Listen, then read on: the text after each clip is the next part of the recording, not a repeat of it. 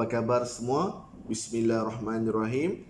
Assalamualaikum warahmatullahi wabarakatuh dan salam terus berkongsi.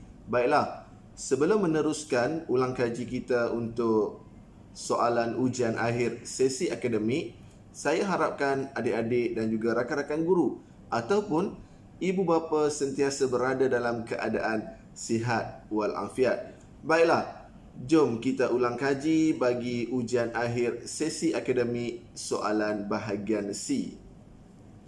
Baiklah, terlebih dahulu, sebelum kita membaca arahan untuk soalan ini, suka saya nak ingatkan bahawa bahagian ini diperuntukkan sebanyak 10 markah. Jadi, bahagian ini adik-adik dinasihatkan untuk memberi ataupun mengeluarkan 3 idea supaya boleh dapat markah yang cemerlang. Baiklah, jom kita baca bersama-sama soalan untuk bahagian C ini. Gambar di bawah menunjukkan tentang aktiviti berkebun. Tulis pendapat kamu tentang kebaikan-kebaikan daripada aktiviti berkebun. Jawapan kamu hendaklah dalam satu perenggan. Panjangnya jawapan kamu hendaklah tidak lebih daripada 50 patah perkataan. Baiklah, jadi dalam arahan ini adik-adik sebenarnya sudah pun dapat mengenal pasti tema, iaitu bagaimana ayat yang pertama ini, gambar di bawah menunjukkan tentang aktiviti berkebun. Jadi tema soalan untuk bahagian C adik-adik ini ialah aktiviti berkebun. Kemudian dari arahan ini juga dapat cari kata kunci, iaitu apa? Kamu lihat, tulis pendapat kamu tentang kebaikan-kebaikan. Kebaikan-kebaikan itulah merupakan kata kunci, dan bulatkan supaya adik-adik sentiasa cakna bahawa itulah kehendak soalan ataupun kata kunci sebenar soalan, supaya jawapan yang bakal ditulis tidak terpesong daripada kehendak soalan. Baiklah, jadi jawapan anda hendaklah dalam satu perenggan sahaja. Apa terjadi kalau lebih daripada satu perenggan? Adik-adik tidak dapat markah penuh ataupun markah yang cemerlang. Baik, seterusnya tidak lebih daripada 50 patah perkataan. Sebab itu dinasihatkan untuk 3 isi sahaja. Jangan lebih, bukan tak boleh lebih isi, tetapi kalau lebih dikuatiri jumlah perkataan adik-adik akan terlalu banyak ataupun berlebihan daripada jumlah yang dihadkan. Baiklah, ini gambar berkebun. Kita dapat lihat suasana ataupun mereka sedang melakukan aktiviti berkebun, iaitu menanam sayur, memetik sayur dan sebagainya. Baik, seterusnya jom kita lihat langkah-langkah untuk menulis jawapan bagi soalan ini.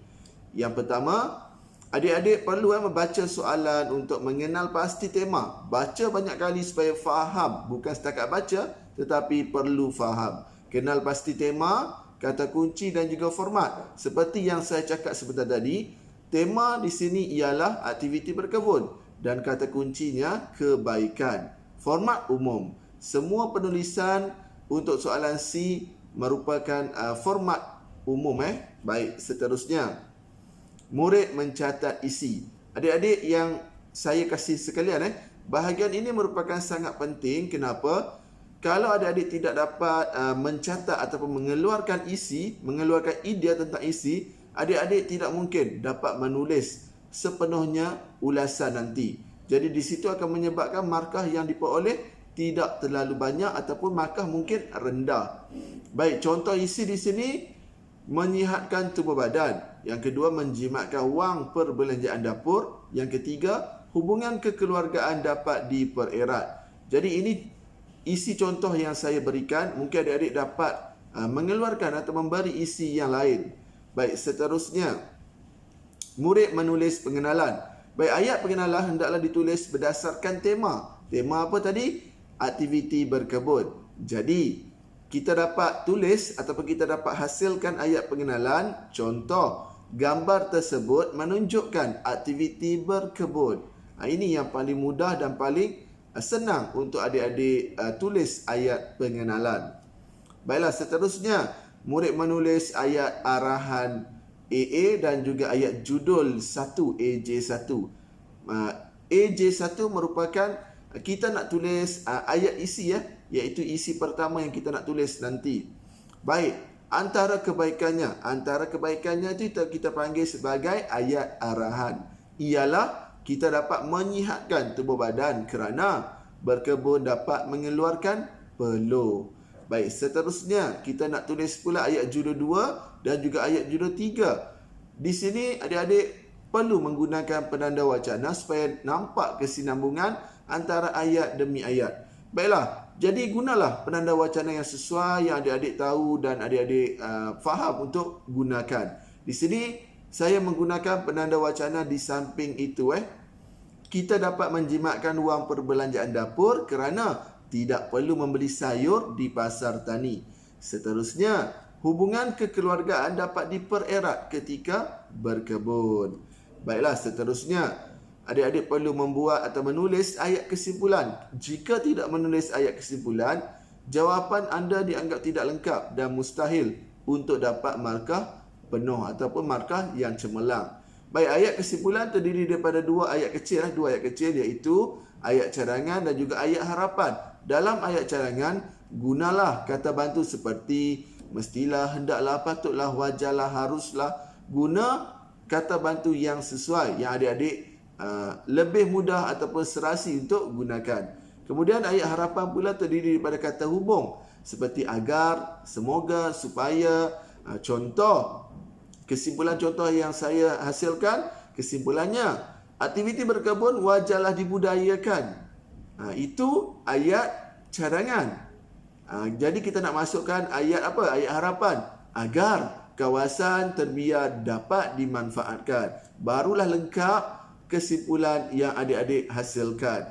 Baiklah, jom kita baca bersama-sama jawapan lengkap yang telah saya hasilkan. Suka nak ingatkan, ini jawapan contoh saja. Adik-adik boleh guna ayat sendiri, guna idea sendiri untuk menulis bahagian C ini. Baiklah, gambar tersebut menunjukkan aktiviti berkebun. Antara kebaikannya ialah kita dapat menyihatkan tubuh badan kerana berkebun dapat mengeluarkan peluh. Di samping itu, kita dapat menjimatkan wang perbelanjaan dapur kerana tidak perlu membeli sayur di pasar tani. Seterusnya, hubungan kekeluargaan dapat dipererat ketika berkebun. Kesimpulannya, aktiviti berkebun wajarlah dibudayakan agar kawasan terbiar dapat dimanfaatkan. Jadi adik-adik boleh kira berapa patah perkataan yang terdapat dalam jawapan ini. Baik, jadi setakat itu saja perkongsian saya mengenai cara-cara untuk menulis karangan pendek ataupun karangan respon terhad soalan untuk bahagian C ini. Jadi semoga adik-adik dapat menjawab kesemua soalan UASA dengan baik dan dapat markah yang cemerlang. Jadi itu saja daripada saya. Sekian, terima kasih. Jumpa lagi. Assalamualaikum. Bye-bye.